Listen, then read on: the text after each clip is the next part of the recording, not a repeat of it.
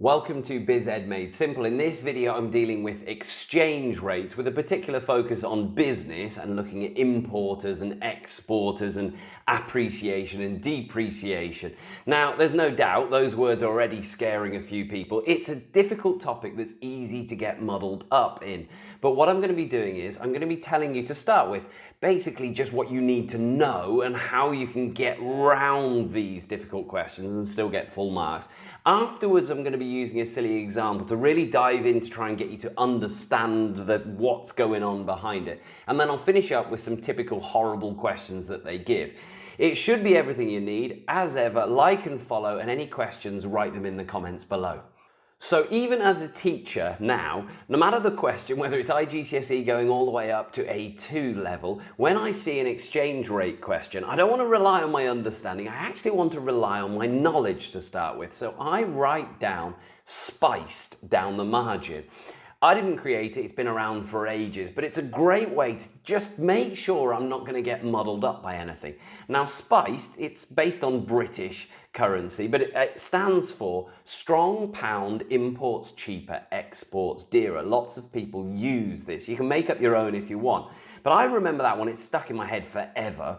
And then from that, I can work out from it that factually I can need to remember that means strong pound is appreciation. Appreciation makes importers happy and exporters sad. The reciprocal of that is therefore true. I just know, I don't understand at this point, but I know that depreciation makes importers sad and exporters happy. Once I've got that as a knowledge, I can then look out whatever the question, if it says, how is this going to affect JYX? I go, well, is JYX, are they an importer or are they an exporter? Is the currency appreciating or depreciating? And then I know I'm not going to get muddled up and I'm going to have my knowledge right. But as that stands, I haven't explained any of it, but that is all you need to know to get the knowledge there. The next part of this video then, we're going to explain why that is the case with a silly story. So stick around for that part. So let's get into a silly story with an explanation of why spiced works and what's going on with all that and how do these exchange rates work. Now, I'm breaking it down into its very simplest form. It's not meant to be accurate. I'm not going to be talking about live currency rates. I'm just trying to simplify it down so you can get the essence of what goes on with this. So I'm going to break it down to the story of Ian the importer, first of all. Now, Ian is from Britain. This is going through all the background of this stuff. Ian goes on holiday to Spain, okay, and while he's in Spain, he tries these amazing oranges, and he thinks this is a business opportunity. I want to buy these oranges and then bring them back to Britain where I can sell. That would make him an importer to Britain. Already gets confusing, but he is Ian the importer. So he goes up to the farmer, who I've called Senor Pablo, and he says, right, I will give you £100 for 100 oranges. At which point, Senor Pablo laughs. Why does he laugh? You think about it. Well, because what would Pablo do with £100?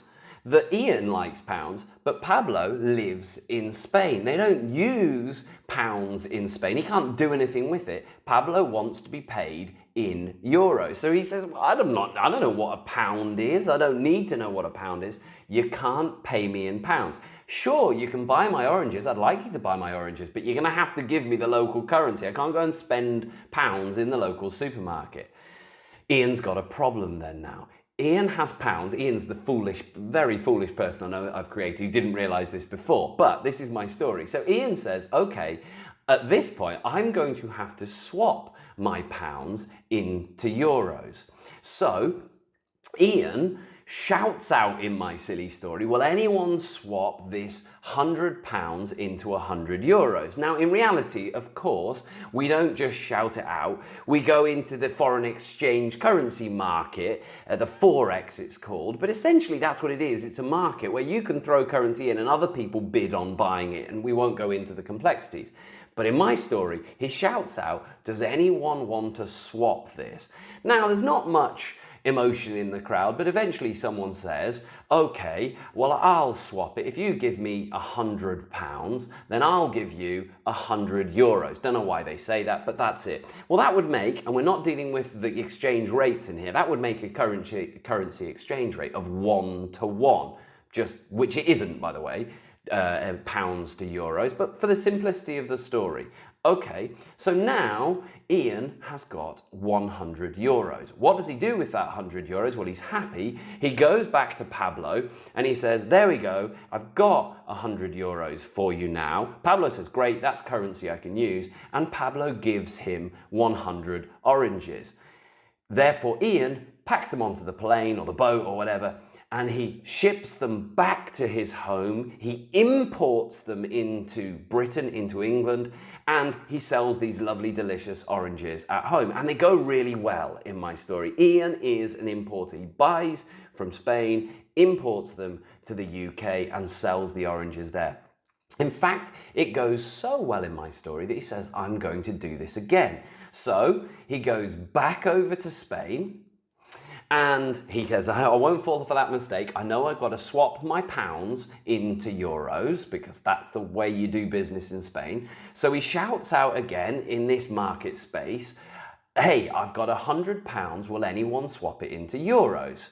But oh no, there is a change, because people don't always value the currency the same thing. People are constantly saying, I want this money, I don't want that money, and there are reasons for that, but that's for another video. But in my story now, people are appreciating the pound more. The pound has appreciated. Everyone's saying, oh, all these Spanish people were saying, or it could be anywhere, I love the pound, I really want the pound. So he's offering £100. We've now got lots of people who are saying, hey, I really want pounds, and they're fighting to get the pounds off him. This time then, he says, here's £100, but lo and behold, he gets given €200 back because they really appreciate the pound. They're prepared to pay more for it. So now, this is a good situation. Ian goes back to Pablo. He's come into the country with £100, but now he's got €200. So he goes to Pablo and he says, okay, well, I've got €200 now. And Pablo says, well, fantastic. In that case, here are €200. Ian can't believe it. It's party time. He's got his party hat on. He's now saying, this is a great job. I love being an importer. I went with the same amount of my money, but I've swapped it into lots more money and I've got double the amount of oranges. I'm going to go really well as a business back in Britain now. I've got twice as many oranges to sell. He loves this. Therefore, it goes really well. He wants to do it again. But remember, because it's a market where it's constantly changing, sometimes people want the currency, sometimes they appreciate it, but sometimes they don't appreciate it. Sometimes they're fed up of it. And in that case, we say that the pound has depreciated, D being not a very nice thing, is it? So they devalue, they don't like the pound. We've got all the people saying, boo, I don't want pounds, I don't want pounds. So he's holding his €100 up. Not really, in reality, it's done in market exchanges. But he says, here's my €100. Will anyone take it? And there's no one there. There's no one really bidding for it. Eventually, someone says, well, all right, I don't really value it. I'm not that impressed by it. I'll give you not €100 anymore, not 200. I'll just give you 50. He goes, what? We can't get any other offers, so he only gets €50. Well, this time then, he goes back to Pablo and he said, well, I have my £100. They only gave me €50. Will you give me 100 oranges? Pablo says, no way. What? I don't know what you're talking about. You're giving me €50, you get 50 oranges. So Ian is not very happy. This has been terrible. Ian is desperately sad. He's now flying back to England with only half the amount of oranges. 50 oranges. What a problem that is. That's been terrible business for him. Or remember, he's got another option because he might already have buyers back in England, the UK, and he might need to then say, well, hang on, I need to have 100 oranges here. I'm going to have to change more money. I'm actually going to have to spend £200 to get the same amount of oranges. So the other option is he either pays more or he goes back with half the amount of orange. Either way, it's not good business, and Ian is not happy about the depreciation of the pound. There we go. Now we're going on to the story of Eric, the exporter. Now, where people get confused is actually, you maybe have realized that while one of them was an import, in the other story, Pablo is really an exporter, but he's an exporter from Spain, and we do not want to muddy the waters with that. So the trick is to keep them separate. So we're going to come to the exporter, we're going to make Eric from Britain as well. So here's my story of Eric in this situation. Eric has decided that he wants to sell something very British to tourists from abroad. And therefore we've got the very British scone that's on my diagram here. And for the sake of being an exporter in my silly story, he sets up this stall in Gatwick Airport. He's not selling to local people. His plan is to sell to all the tourists in Gatwick Airport, and then they will buy his scones and take them back to wherever they live.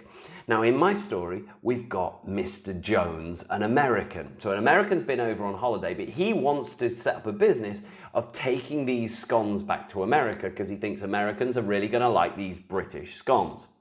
Eric has got his sign saying it's £100 for 100 scones. Now, if we go back to the same sort of story here, Mr. Jones comes over and he says, well, I've got $100. Can I pay you with $100? No, you can't pay me. I don't use dollars, says Eric. I need to pay my bills in pounds. You're going to have to swap it.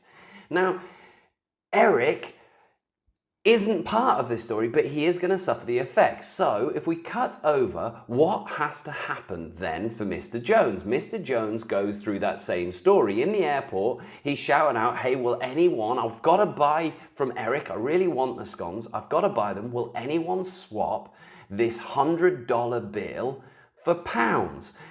Exchange rate, in my simple story, which it wouldn't be 1-to-1, medium interest, someone says, all right, I'll give you £100. So Mr. Jones has now got £100. He goes back to Eric. Eric is delighted that the Americans come over. He says, great, I can use that money. Mr. Jones hands over £100. He hands over 100 scones. The scones go off to America, and Eric is happy because he's doing business. This has been good for him. Now then, back comes Mr. Jones to Britain because he wants to continue to buy scones, and Eric is excited about this. Being an exporter, that's what he needs. He doesn't know much about the currency exchange, but he says, same deal, £100 for 100 scones. Mr. Jones says, I'll do the same thing. But this time, there has been once more appreciation of the pound. So he takes his €100, but now the people on the market says, we love our pounds. We want to keep hold of our pounds. We appreciate our pounds. So while he's got his $100, the best he can get for it is £50. That's all he can get, Mr. Jones. Mr. Jones takes his £50 back to Eric, and Eric's looking at him going, hang on, what's going on here? You've only got 50. It's £100 for 100 scones. Well, now Mr. Jones says, well, he's only got two options. First of all, he can either buy half a scone, okay, not good for Mr. Jones, and not good for Eric. He's now only getting half of the revenue. He's only having half of his product being sold compared to last time. Or he can buy none, even worse, and he can blame Eric going, whoa, your scones are way too expensive. Do you think they're really worth that amount of dollars? Eric's going, I didn't put them expensive. I haven't changed the price. That's not my fault. But seemingly to Mr. Jones, they are more expensive. So that appreciation of the pound has actually been a nightmare. It's been a bad thing for Eric, the exporter. The exporter has not liked having appreciation of his own currency. Okay, but the story continues. Mr. Jones decides to do it once more, but this time we've got depreciation of the pound like last time. They're continually varying. Depreciation of the pound. So this time we've got the people saying, we hate our pound. We're not happy with our pound. So when Mr. Jones goes wandering around with $100 and he says, hey, does anyone want my $100? Lots of people are keen to get rid of their dollars, and they say, we'll give you £200 for this $100. Fantastic. Well, Mr. Jones now goes back to Eric and he's got 200. So he's now got two options.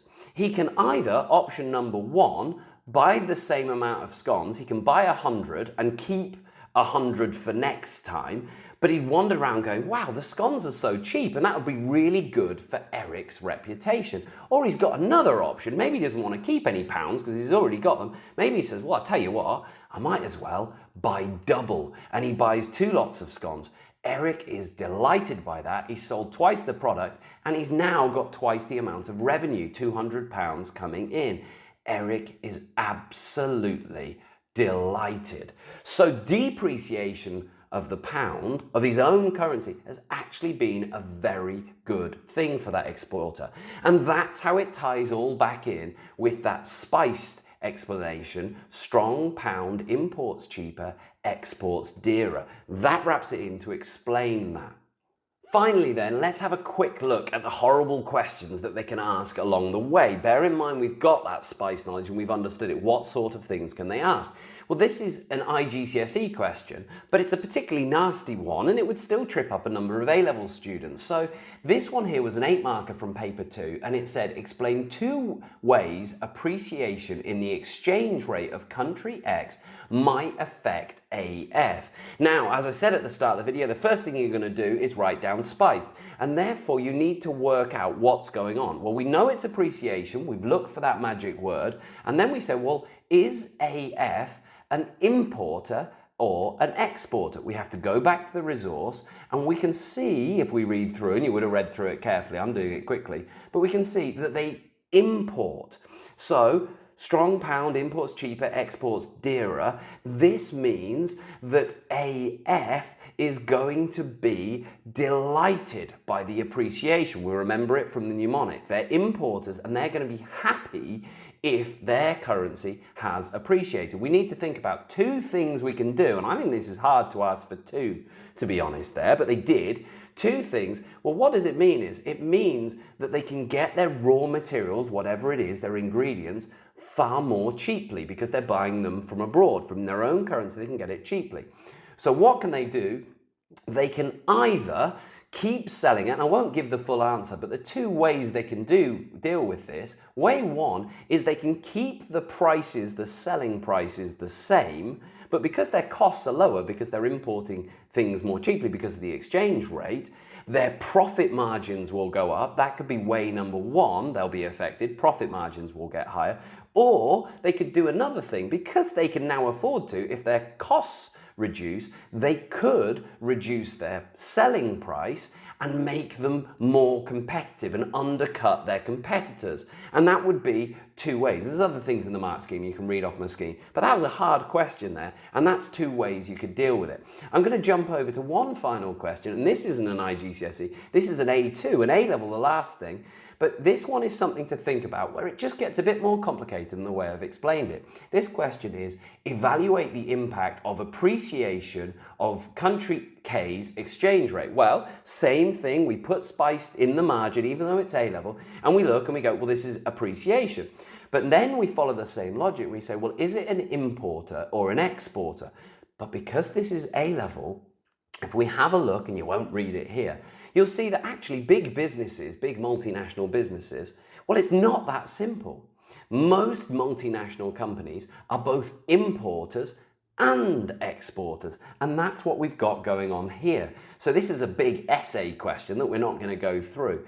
But in this country, well, they're affected by both of those things because they import the raw materials to make chemicals, it says in here if you read it, but they also sell the cleaning products abroad to other markets. So this is an interesting evaluate question where it's really good. You've got to have an opinion on it. You're going to say, on the one hand, it's good because they can get their raw materials cheaply. But on the other hand, it's bad because their products could seem more expensive to the ones they sell. And then you've got to evaluate and weigh up which one you think it is overall. I won't go any more. You could write an answer to that, but any questions on this, write them in the comments below, and I hope it helped.